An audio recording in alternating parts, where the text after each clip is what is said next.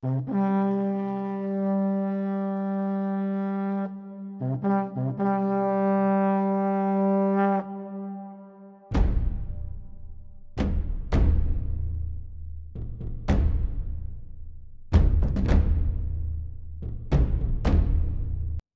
everyone, this is Serious Trivia. Welcome back to another episode of our subscriber game tournament as we continue with round 1 with match 12 featuring Han Loyalists on the green side versus Will Be Deed on the red side. And we have ourselves another thematic army with the Han Loyalists featuring Huang Fusong, Lu Zhi, and Liu Bei. And looking at the unit that's being used, we have 4 units of the Imperial Household Cavalry. These are the crossbowmen on horseback from the Imperial Army. Double unit side, quite strong. And then under Lu Zhi's command, we have 4 units of the Defender of Empire, the Unbreakable Spear Guard unit. And then finally rounding things out on Liu Bei, we have 3 Protector of Heaven, really high quality infantry unit here.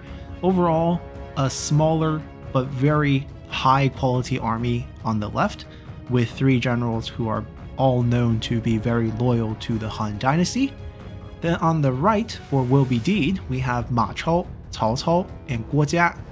And this is the timeline where Ma Chao did not rebel against Cao Cao and continue to work for him, as his father had already sort of surrendered their territory to Cao Cao and went to the city of Ye to work for a government job. And under this army, Ma Chao is going to be bringing his Qiang units, 4 of the Marauder, shock cavalry, and only 2 of the Hunters as harassment. Then for the front line, we have a variety of northern unit. You have some veteran spearmen, you have a couple of the melee infantry options, and then finally 2 of the G options. A pretty standard army composition actually. Frontline anti-range and flank protection, who doesn't have to face range units. We have some just basic G militia to protect the left and right flank potentially.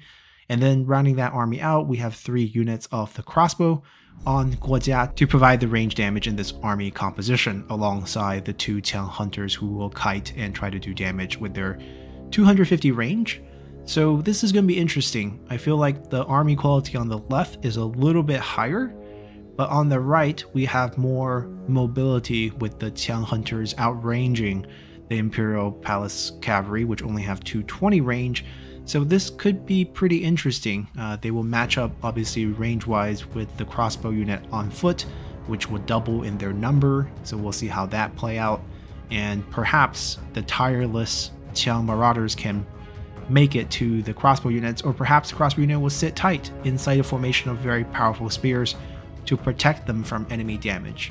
General-wise, I think it's fairly balanced. Ma Chao has a Roar, has a Flame the Phoenix. We have Huang Fusong with the Hail of Arrows. If used correctly, could be very devastating to that front line of infantry under Cao Cao. And Cao Cao has a few cooldown reduction, which could be useful. Guo Jia can shut down ability usage. So if he's placed well, he can definitely use Stifling Deluge to stop you from using abilities. I believe Lu Zhi has Turning the Tide, and Liu Bei obviously have Inspiring Word, I believe. Quite a powerful boost for infantry as well. So let's see how this plays out on the battlefield. Let's go into battle. Alrighty, so as we load into the battle here, we're paused with the tactical view on, and the first thing we'll take a look at is the Han Loyalist army. And it seems like all 3 generals are tier 3. With their gold weapons and 3 abilities, and Will Be Deed's army also have 3 generals with tier 3, so all the generals are maxed out, and the deployment's fairly standard. Everyone kept their army close by, the range is being protected by some frontline units, cavalry on the flanks, kind of similar over here as well, so let's just see how they play it out in this battle. And we can see the Han Loyalists taking the aggressive move here, moving forward with the whole army actually. No one's really trying to harass with the, there goes, the range cavalry. Now, even though they have less range than the Qiang hunters, if they do get in a shootout, they will win handily because Imperial units have very high armor against some archers, you know, not crossbowmen. They're not going to be able to do much damage against these 53% armor units. They're also double unit size, so they'll be putting out twice the arrow compared to the archers here, unless they can just kite perfectly with that 30 extra range. If they do just trade fire, I'm pretty sure the Imperial Cavalry will actually tear them apart. Now we can see that they're moving them in pairs so that they can get the solidarity bonus. Now this is not a huge bonus for cavalry because it's mainly melee evasion, melee damage, and morale. It's better for the infantry, but it's still nice to go in pairs and take whatever bonus you can get. The cavalry's trying to rout, probably trying to flank into them. He should actually try to protect his cavalry a little bit with his spear and not move up so eagerly into the hands of the crossbowmen. Huang Fuzong should try to peel off and try to do some hail of arrows against these front line as the cavalry's making their turn. So they're just trying to get the arrows ready in case the cavalry do try to make a break for it. And these crossbowmen are almost in position to fire. Huang Fuzong is moving out, trying to find an angle. Not bad, but probably want to stay away from Guo Jia, who has the Stifling Deluge. It's only 50 meters, as you can see the circle here. Well, he's trying to find a gap. He's trying to thread the needles and just charge straight into the crossbow, which is okay. These look like they're in turtle. Yes, they are. So they're fine. The crossbow is shooting at generals, which is not a terrible choice, although, well, he's actually microing them on the cavalry. Yes, that's actually great. Now, they're not being protected by the spear, which is the one thing we mentioned.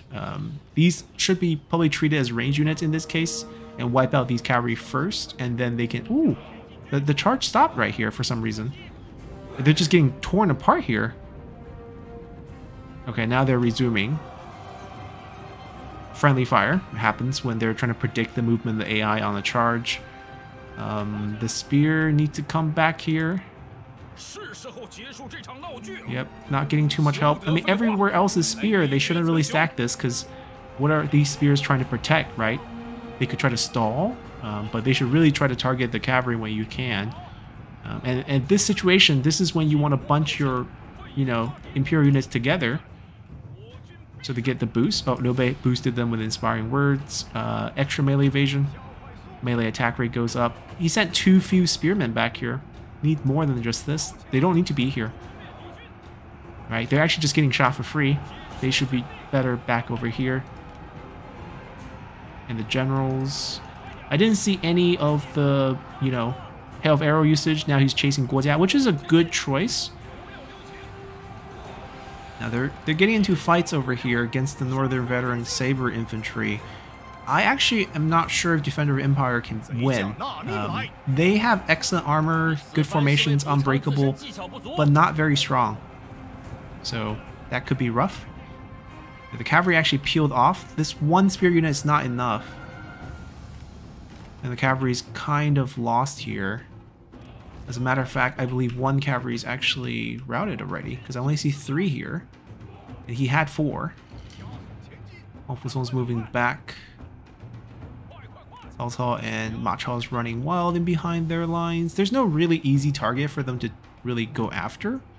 Okay, Turning the Tide has been activated. One of Will Be Deed's unit is routing, so we're getting extra damage, extra morale. Nobe is also protecting everyone from range. That is a good move. The cavalry situation's not looking great. I mean, at this point, he might as well just commit them to being melee. They're not terrible being melee. Being chased down right now is just too painful. I think if the Han Loyalists actually have shielded the cavalry behind the front line as though they're regular range units and just baited the enemy cavalry in, it would have been a lot better than trying to use them as actual harassment unit, just because they're not the fastest thing out there. When you're slow compared to the enemy, you're basically an infantry. There's no difference. Guo Jia's coming here to shut down abilities. Very smart. Huang Fuzong trying to get a couple shots in. I haven't seen any good, hail of arrow usage. If he come in, he cannot use it because Guo Jia's here. Unless they focus down Guo Jia first, he is missing a bit of health. And my prediction is some of these spears are not engaged, right? They're just still sitting here. They're not actually fighting anyone. And the other units here are taking a beating. These Northern Veterans, I mean, they're also under pressure from a lot of crossbow units. No one's actually taking care of the crossbow units.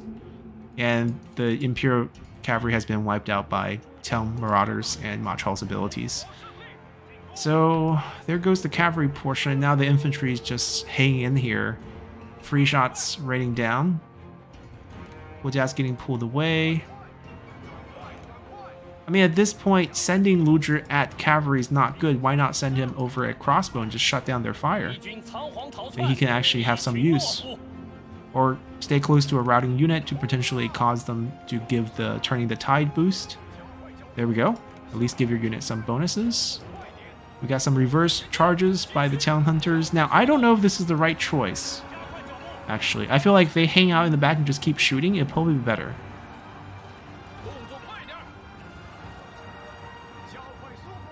Alright, getting the range protection. It's not going to help too much, but the spear units are winning out over here. I wonder what he's going to do. I think the optimum play is actually to reorganize back to defend against the cavalry and just have the generals each target one of these units just so they're stopped shooting. I think that's the thing. Alright, so right now the ability usage is being shut down by Lu Zhi, which is a good thing, so Ma Chao and Cao Cao can't use anything. But they're trying to hack Lu Zhi, I think. And Guo Jia's bouncing back. When did Huang Fusong die, actually?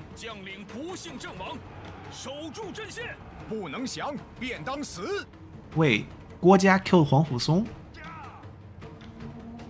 How did that chase turn around? You know, I thought it would be the other way. Maybe he stopped microing him after he routed, and he came back and just right-clicked and killed him. I mean, don't underestimate strategists. Everyone has a gold weapon, as I've been mentioning. It hurts. The range, yeah, the cavalry's much better off just sitting here. Yeah, I can't believe Huang Fusong got killed by Guo Jia, of all people. So, no hail of arrow in this combat. The crossbow is just sitting here, freely shooting. That's just something you really can't accept. And Lu Zhi is not exactly gonna win this fight here. I'm not sure, actually. So Cao Cao has been dismounted by the spear. Now, it's actually pretty dangerous to fight him now with the general, unless he's not fighting you. Okay, the cavalry's charging in. Boosting evasion here doesn't really work, because on charges, they ignore evasion. So that's not really going to help your unit here. Yeah, same thing. Another evasion boost. Once the charge expires, sure, it would help, but you already lost so many units. Oh, there goes all the evasion and armor of that group with some of River kicked in. He got to use it because he was slightly outside of Lu Zhi's range. Guo Jia's really the MVP here. Lured out Huang Fusong, killed him, came back, and Wisdom Rivered. And then went back into hiding, waiting for cooldown. Not a terrible choice, because the general, you know, power over here with Ma Chao and Cao Cao should be stronger than Liu Bei and Lu Zhi. The crossbow is still having a field day, although they're going to eventually run out arrow. It's going to really come down to how cleanly they can kill off these units. Lu Zhi has to just shadow Ma Chao, or else Ma Chao gets to use his slam. But that's on the condition that Lu Zhi doesn't die first. Which is... Oh, he's leaving Ma Chao alone. No! So Ma Chao's going to find a nice little slam here within the next 4 seconds. He still has that 5-second cooldown. I wonder if he's... Oh, Lu Zhi's back. Okay, right. Stifling Deluge kicks in. Just prevent them from using abilities. And these unbreakable units just going to have to fight till the last man, which, like, they're capable of. I think they are. It's just, I don't know. This unit's not doing anything. Lu Zhi has died. The ability is starting to kick in. Now this is... Yep. And the Flame of the Phoenix. And Cao Cao's going to be able to reduce that cooldown very, very fast. So that's going to be cycled through pretty quickly, and Ma Chao's going to be dealing all the damage. Liu Bei is also getting killed. Liu Bei's trying his best. He's hitting back, but Cao Cao being on foot is actually super dangerous. He does have a really great weapon. Trust of God is very strong for a sword, basically. Really fast attack rate. I think he has the Zeal boost as well, which is what's helping him. Just the regular skill tree of a tier 3 general. And his weapon, you know, 1k, 1k, it's very solid damage for a sword. Yeah, so at this point, Unbreakable Infantry is meaningless because, you know, with Ma Chao having basically Flame of the Phoenix every, I'm assuming, let's see, every 1 second reduced by 5, right? So a typical 60-second cooldown would be just 10 seconds.